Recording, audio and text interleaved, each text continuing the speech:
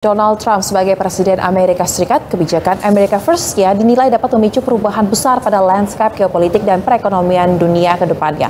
Lantas, seperti apa analisa dampak kepemimpinan Trump untuk Indonesia? Sudah bergabung bersama kami narasumber yaitu Profesor Hikmahanto Juwana, Guru Besar Hubungan Internasional Universitas Indonesia. Selamat sore, Prof. Hik. Selamat sore, Sosial. Sehat ya? Sehat, Prof. Terima kasih, Prof. Udah bergabung bersama kami di Berita Satu Sore. Prof, kita lihat dulu ya terkait dengan usai resmi dilantik, banyak sekali tampaknya pemberitaan di media sosial terkait dengan efek kejut yang muncul.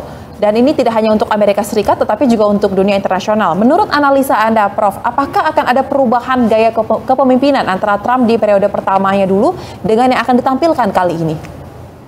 Oke, kalau kita bicara tentang tema kampanye itu masih tetap ya. Dua hal.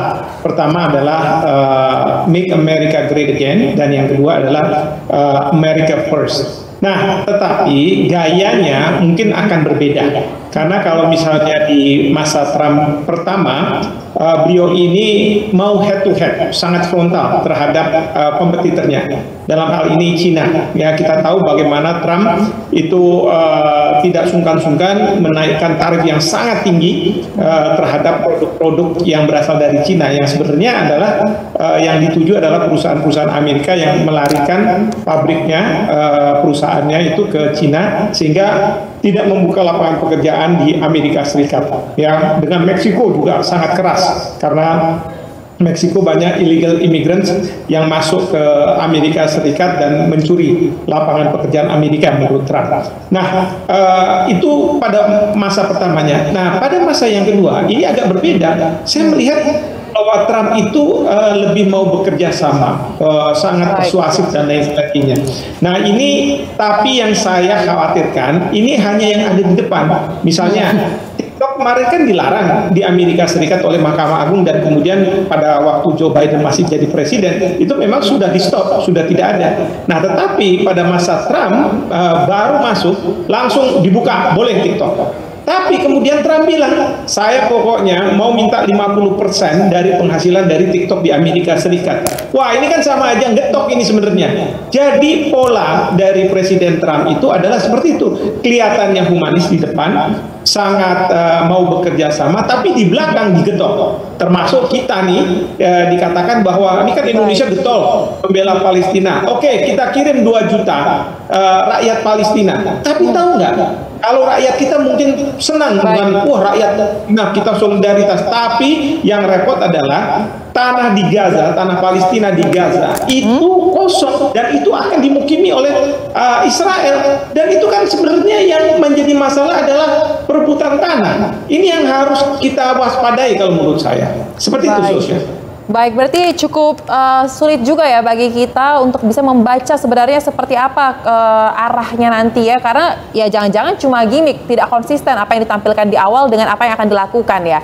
Nah, tadi Anda sempat menyinggung, Prof, terkait dengan Cina. Pertanyaan saya, kita juga menyadari dengan sangat pasti bahwa Cina merupakan salah satu mitra terbesar Indonesia juga. Nah, bagaimana Anda melihat hubungan bilateral antara Indonesia dengan kedua negara ini ke depannya?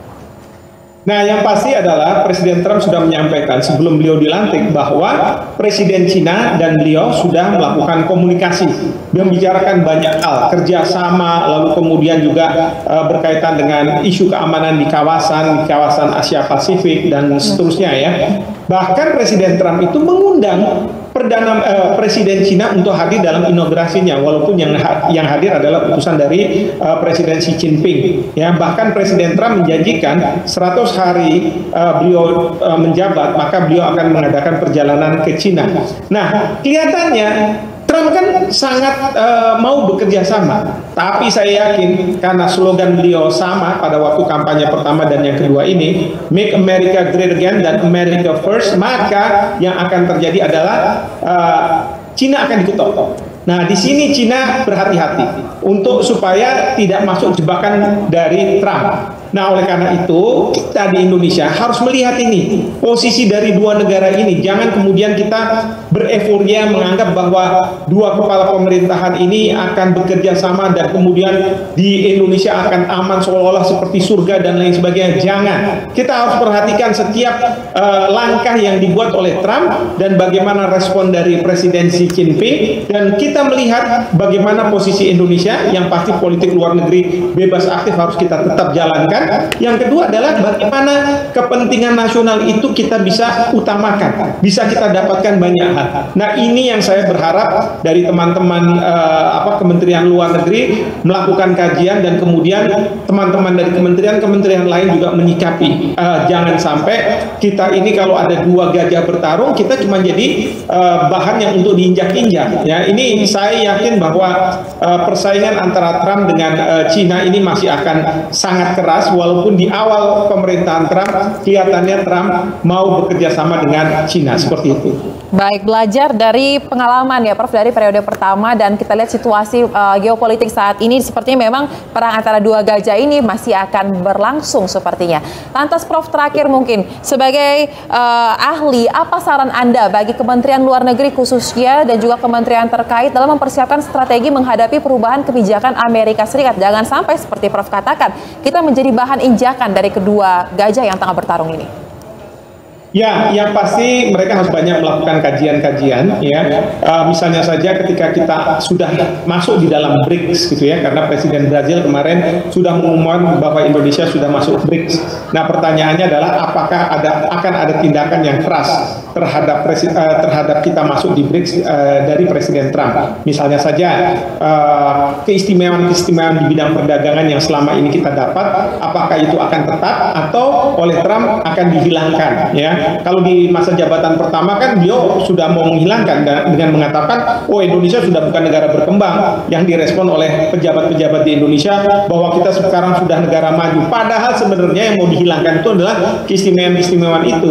Nah, kalau kita masih tergantung pada keistimewaan yang diberikan oleh Amerika Serikat untuk menghidupkan industri di dalam negeri, misalnya tekstil, dan kemudian akan diakhiri, itu kan berarti kita harus berpikir bagaimana industri tekstil bisa hidup dan bagaimana pekerja tidak di PHK, bahkan bagaimana pengangguran tidak menjadi beban bagi negara. Nah, ini yang harus dilihat. Tentu tidak hanya oleh Kementerian Luar Negeri, tapi kementerian-kementerian terkait harus dilihat dan harus dijadikan masukan untuk Bapak Presiden, ya, bagaimana nantinya Bapak Presiden akan memutus kebijakan apa terhadap sikap dari Trump ini. Karena terus terang kalau saya melihat Bapak Presiden mungkin ingin sekali berkolaborasi dengan Presiden Trump, tetapi sekali lagi saya harus mengatakan kita harus hati-hati.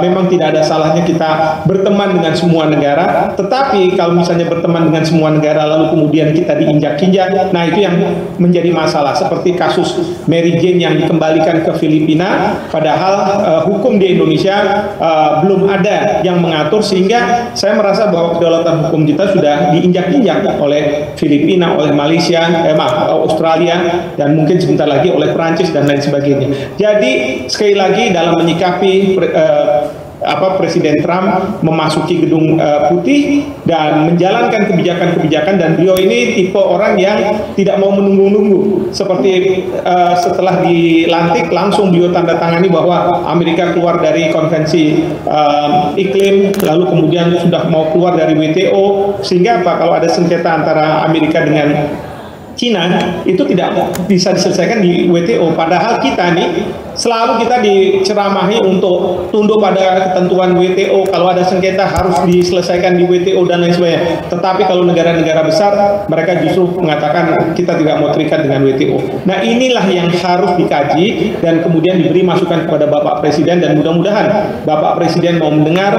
apa yang disampaikan oleh Kementerian Luar Negeri dan kementerian-kementerian lain dalam mengambil kebijakan yang tentu berpihak pada kepentingan Indonesia. Baik, ini pun menjadi harapan kita bersama ya, bahwa di tengah situasi saat ini berarti kecerdikan, kebijaksanaan untuk melihat suatu situasi diharapkan bisa dilakukan oleh Presiden Prabowo dan juga kabinetnya, sehingga kita tidak salah langkah ya dalam menjalankan pemerintahan, apalagi berdampak lebih luas lagi karena kan kita juga mau tidak mau pasti ada pengaruh dari geopolitik kepada kita ya. Terima kasih Prof. Hikmahanto telah berbagi pandangan bersama kami di Berita Satu Sore. Salam sehat Prof. Salam sehat, terima kasih.